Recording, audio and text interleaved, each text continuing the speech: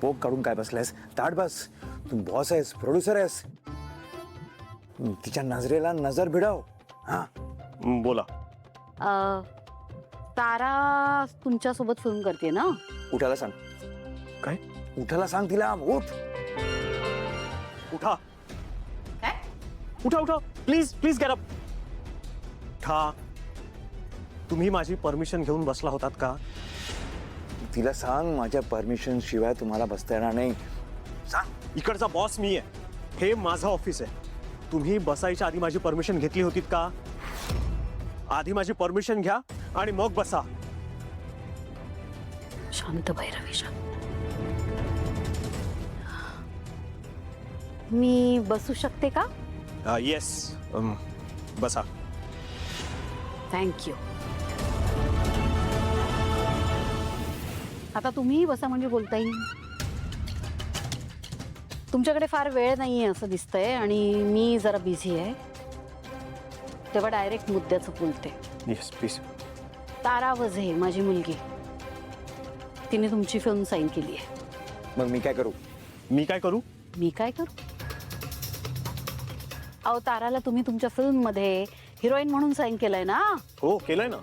मग त्या दिवशी तिला मुहूर्ताला यायला जमणार नाही, कारण त्या दिवशी तिला कॉन्सर्ट करायचा आहे आणि ते अतिशय महत्वाचं आहे तिच्यासाठी. तुमच्या मुलीसाठी फिल्म महत्वाची आहे.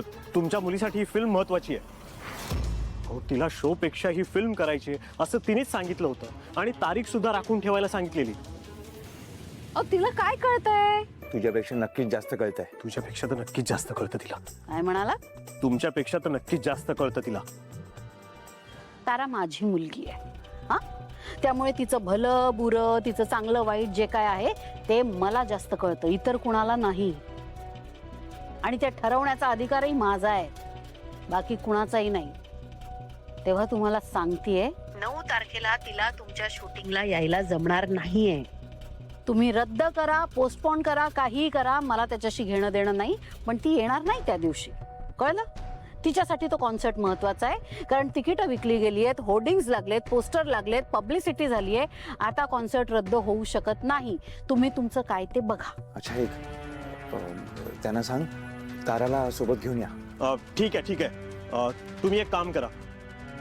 तुम्ही आता इकडनं जा आणि तुमच्या मुलीला सोबत घेऊन या. आणि जर ती म्हटली की तिला फिल्मपेक्षा तो शो जास्त इम्पॉर्टंट आहे, तर मी तिला आत्ताच्या आत्ता या फिल्म मधून काढून टाकेन. I promise. तुम्ही काढून टाकाल माझ्या मुलीला? हो. अहो, तुम्ही हे सगळं मला काय ऐकवताय पण? हा,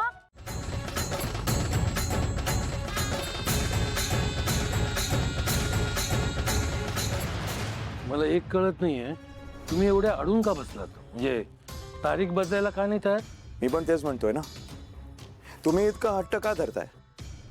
हा शो नाही झाला तर दुसरा होईल, दुसरा नाही तर तिसरा. एवढा खटाटोप कशाला करताय? आणि करताय तर करताय कोणासाठी करताय? माझ्या लेकीसाठी. आणि मी माझ्या मुलीसाठी करतोय. मुलगी? कोण मुलगी? कोणाची? तारा.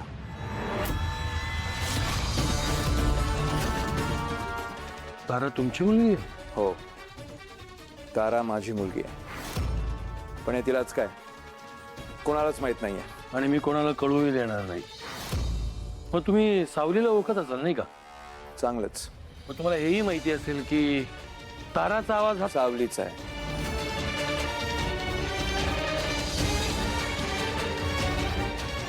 आता मजा येणार. देवा, बारीक लक्ष ठेवा.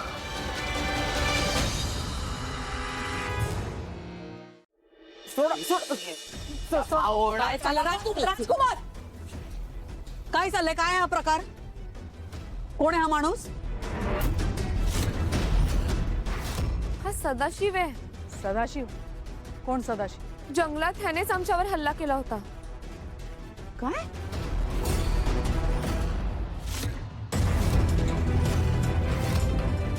हा सापडला कसा?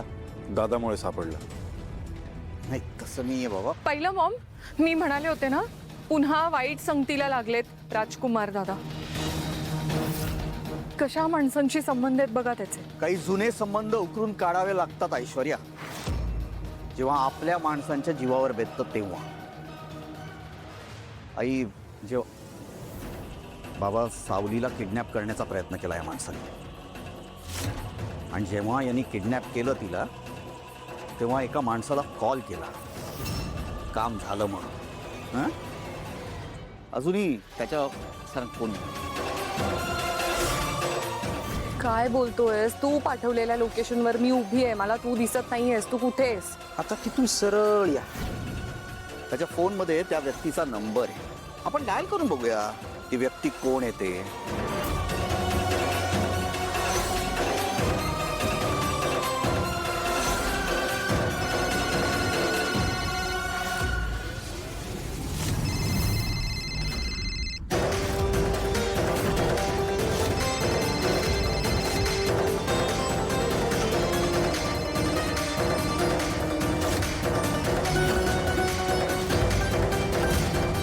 हे एक मिनिट.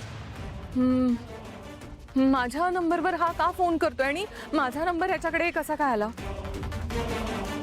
कारण ज्या दिवशी सावलीवर हल्ला झाला त्या दिवशी तू त्याला फोन केला होतास. तुला आधीपासून सावली या घरात नको होती. तू सांगितलंस ना याला सावलीवर हल्ला करायला.